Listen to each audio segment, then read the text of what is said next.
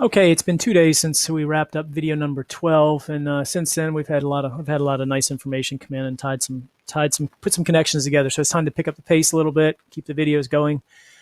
We're on video number 13. VR Maestro shares 10 years of personal vacation rental sales, mortgage, and expense data.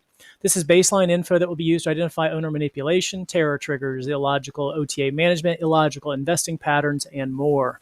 It's very difficult to have a dialogue about business if you don't understand financial details of a business, like down to the nth detail, and something that's actually really being operated by an individual operator, not something that somebody tells you they're doing. So no better way to do that than to share. Here we go. About. So to do this, you can go about, about my vacation rental, and 10 years of sales, expense, and financing data. I'm going to read this out.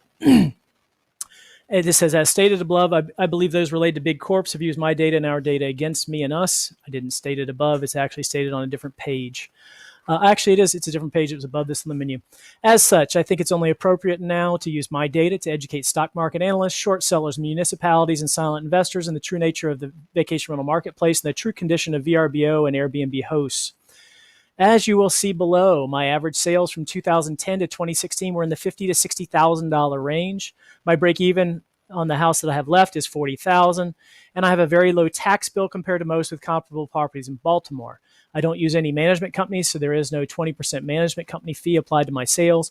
My first year in business, I did $47K versus the $50,000 to $65,000 I did in subsequent years. 2017 ended with $47K. So I'm back down to where I was. You're talking about a 40 to 50% decrease in sales from my peak. But this is where it's important. But as of December 1st, 2017, I was heading for a $42,000 sales year, 10% worse than any year in the past 10 years. And it's barely above my break even. I got 2 bookings after December 1st, and one was for 3 weeks and $4,500. That's both my longest and most lucrative single booking ever, thanks B to the Chinese medical group. I had somebody contact me through Airbnb. They had a group coming in town for some kind of medical courses from China, and I hosted them for 3.5 weeks. Have no idea who would set up lodging that late. Maybe that hotel reservation they canceled. Don't know.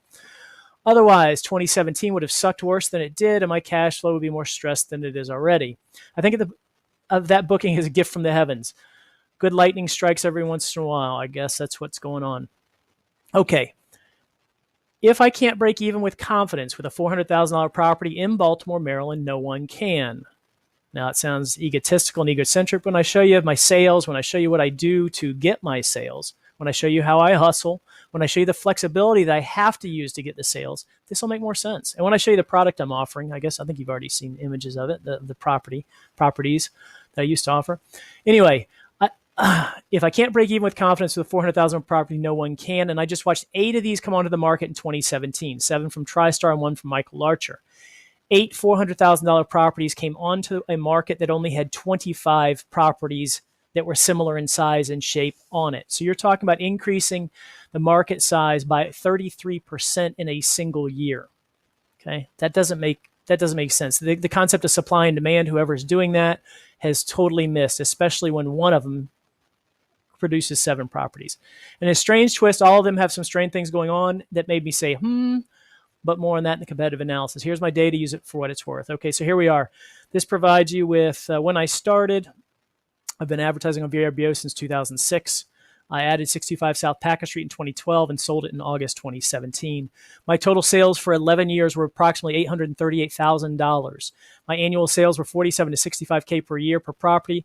My bookings were about 40 bookings per year per property, or a total of 600 total bookings. The average nightly was $260 to $300 a night. You'll see that below. These sales numbers do not include cleaning fees. They do not include damage deposits. So this was money to me before advertising and before expenses. So if you included cleaning fees, my total revenue was higher. And obviously, I don't have any management fees. My sales lead mix, 2006 to 2015, 90% of business was from VRBO with 10% direct or other.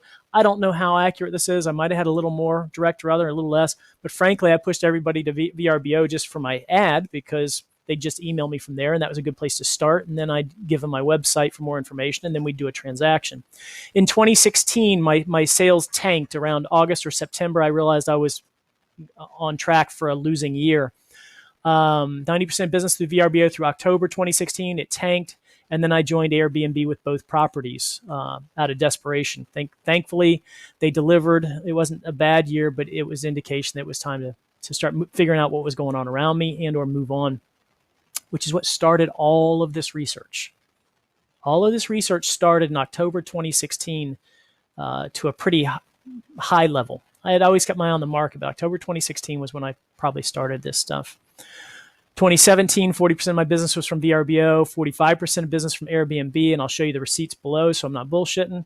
And I'd say 15% was direct or other. The only one I know for sure is this one. I didn't go back and double check these to the nearest percent. All right.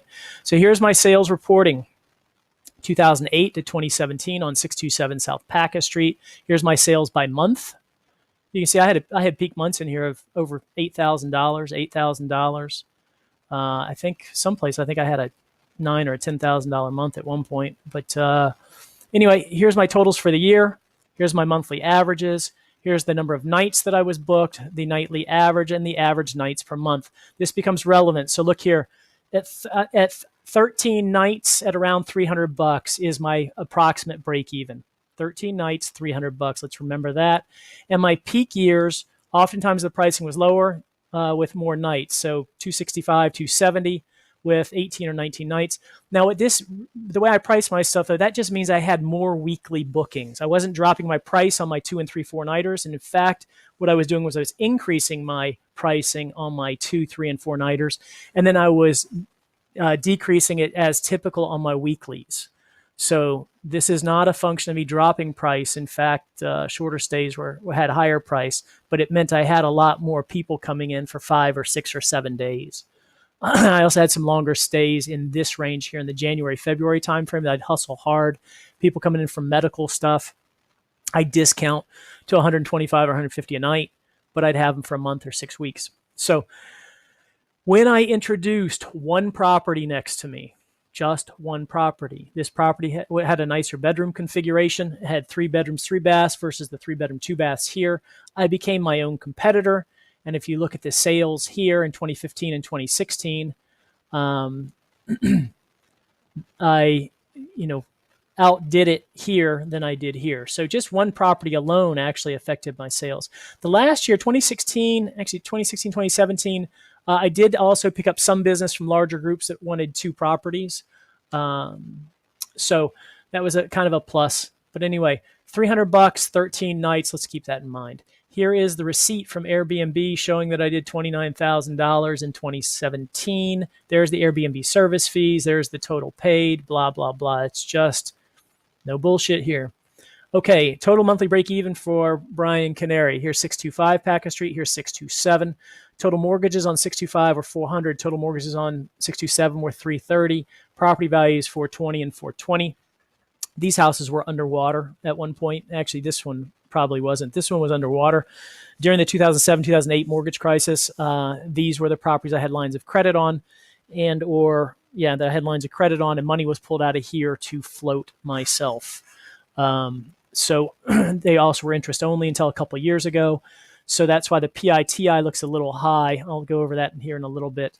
The estimated monthly expenses, $600, and I'll go over this below. So I had $2,977 in PITI, which is principal, interest, taxes, and insurance. For those not familiar, I had $600 in estimated monthly expenses. I allocated $200 a month for maintenance budget, and then that led to break evens for first property of $3,800 or $45,000 a year. The next one had slightly lower numbers, and the break even is $40,000. This is where the $300 a night for 13 nights comes in, right here. Okay, $300 a night, 13 nights. Actually, that gets me 300 times 13 is 3,000, 3,900. So I'd be a little above break even.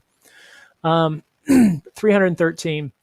So here are the details of the financing here and here. Details here and here. One of these loans was sold to Sinlar. That's notable for other reasons. HELOC and interest only stuff. So you can see I have good interest rates, 3%, 5%, 4%, 4%. Okay, we're going to compare that to something else that's far different later. Other fixed monthlies, I had cable and internet at 175, BGE at 325, water at 100, 627. I had lower BG and E. Water used to only be 35 or 40 bucks. Baltimore's managed to go up by about $65 on average per month in the last year because they've claimed that they haven't saved anything from the last, 10 or 20 years to start replacing the sewer lines and pipes, or you could just think of it as another water mafia. The cable and internet was actually split when both homes were together, so it was about 225 split. So this isn't quite right, but it's close enough. And this had a two-zone system, and it actually faced east, so it got a lot more sun.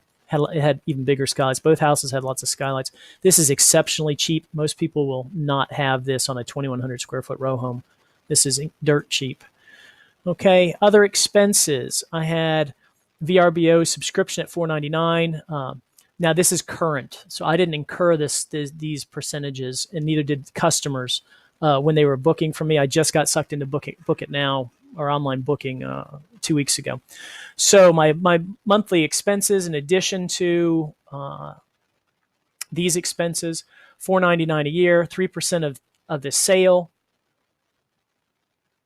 6 to 12% renter pays percent of the sale. Renter pays damage deposit in advance, and renter is encouraged by platform to buy insurance. So this is a VRBO subscription, and I'm putting owner's percent of sales 3%. That's including their credit card fee, because I'll get dinged with a credit card. My clients will all have to pay with credit card now. With Yapstone, I'll get hit for that. Now, on a paper book setup, there's no annual fee. The owner's percent of the sale is 8%. Renter pays 6 to 12%. Renter pays damage deposit in advance, and renter is encouraged to buy platform insurance. Compare this to Airbnb. For my end, no fees, 3% versus that. So it's $500 less. The renter pays about the same amount. Renter does not pay a damage deposit in advance, and renter is not necessarily encouraged by the platform to buy insurance. If you are a buyer, just looking at this flat out, forget about inventory. If both of these companies offer the exact same service, which is what they've done, they've merged the services together. If both of these companies offer the exact same service, where are you going to go? Most likely you're going to go to the place where you don't have to pay the damage insurance. The damage deposit. In addition to the fact that their pricing is far cheaper than here. So they've got lower pricing, no damage deposit required, and better reputation. You tell me how VRBO long-term is going to compete with that. Better pricing, bigger inventory, and no damage deposit, better reputation. I mean, VRBO smoked. Okay. But I think they might have different plans for VRBO, and that'll become clear here shortly. So anyway, that is the analysis. Now, there is one thing that you may want to check out. I have down here, I have my financing. Okay, I said neither of these talked about financing. I've kind of hidden this a little bit. It's not on this page. If you go back to the videos page and go to channel 1, go to the viewer guide, and if you come down here, this is the master video list. This is video summaries. A little bit of information what I did in the video. If you scroll to the right, though, you might find tabs if there's additional info, like my basic financing. I will keep it up to date here. So if I change it, I may not change the website, but it should be updated here, most likely. But here's my financing structure. So for those of you that want to get a glimpse into financing structure and what I had and HELOCs and that kind of thing, it's all right here. It's pretty fascinating stuff. It'll also tell you about the HELOC crisis. I give a brief intro to that here. I don't get into detail. So Bank of America, don't you guys start panicking just yet. I posed some questions down here, and I've got a link down here to some websites. I wouldn't suggest going there right now.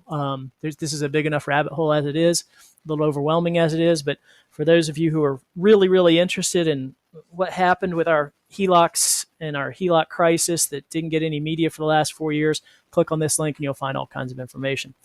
So let's close this out. We're on channel 1. We're in the viewing guide. We're on the first page. And what we've just done is we've just wrapped up 10 years of personal vacation rental sales. And what we want to remember is that we're looking at $300 a night and 13 nights for a break even for a $320,000 mortgage. All right. Catch you on the next video.